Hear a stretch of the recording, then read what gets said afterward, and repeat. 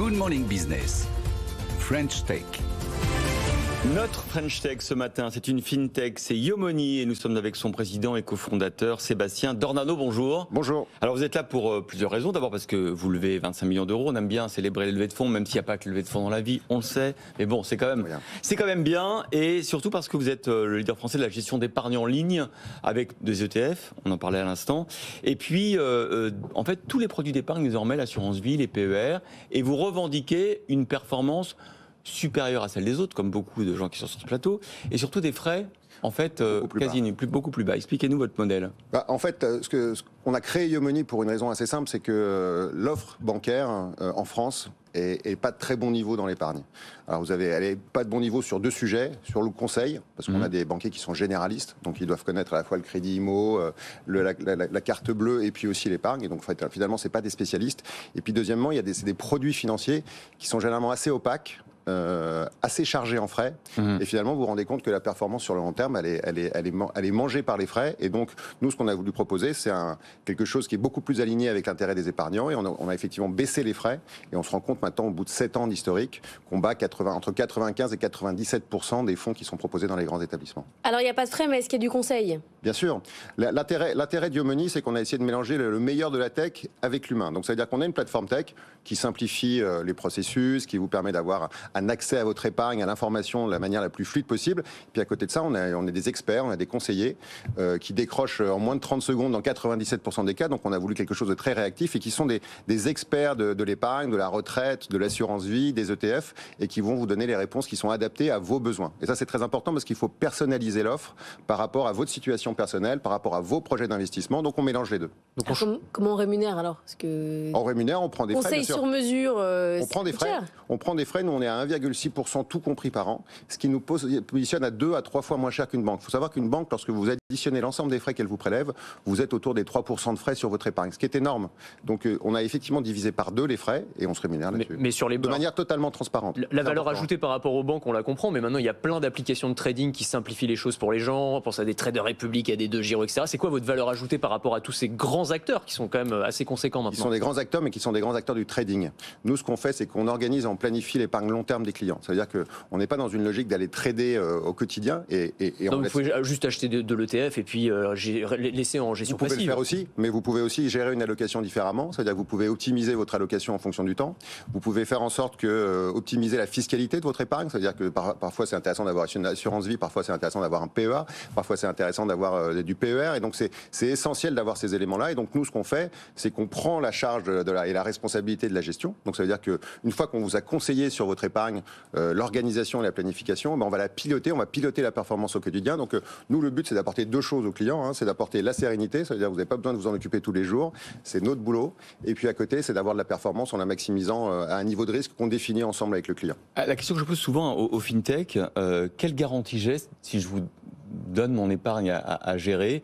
Quelle garantie financière, quelle solidité vous apportez? Alors, il y a 2 points sur le sujet. C'est-à-dire qu'effectivement, on est une FinTech, on a maintenant 7 ans. Vous avez vu qu'on a levé des fonds. Donc là-dessus, la pérennité et l'équilibre d'ailleurs financier de la société est assuré. Mais l'argent que vous nous confiez, en fait, on va le déposer soit chez un assureur qui s'appelle Suravenir chez nous, donc Crédit Mutuel Arkea, soit on va le déposer sur les comptes du Crédit Agricole, et c'est nous qui allons piloter cette épargne. Donc votre épargne, elle n'est pas chez Yomoni, elle est dans des grands établissements bancaires qui nous permet, nous, de piloter cette épargne. Mais est-ce que Crédit Mutuel, Crédit Agricole vous rémunère parce que vous Non.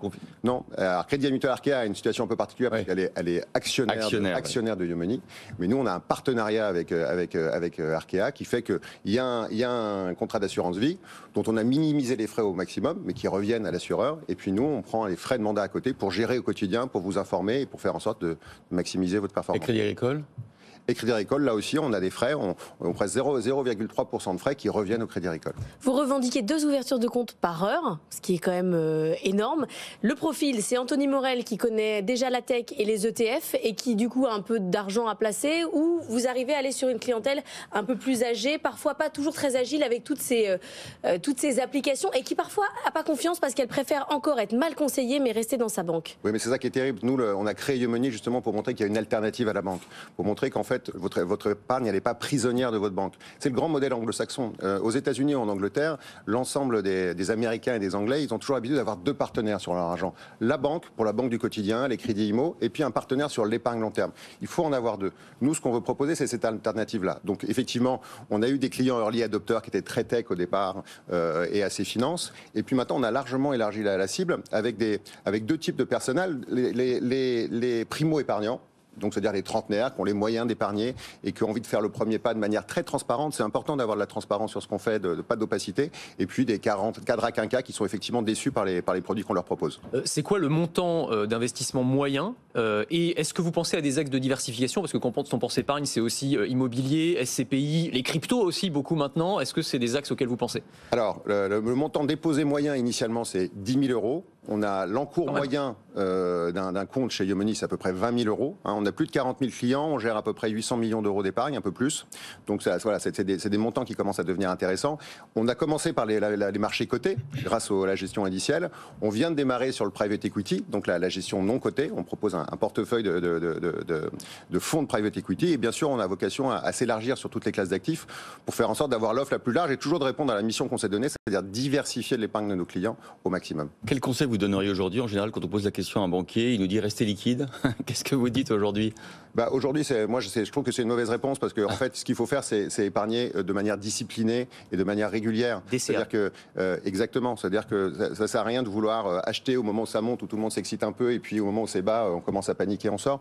Tout notre enjeu pour nous d'accompagner les clients, c'est d'investir régulièrement. En ce moment, c'est intéressant d'investir.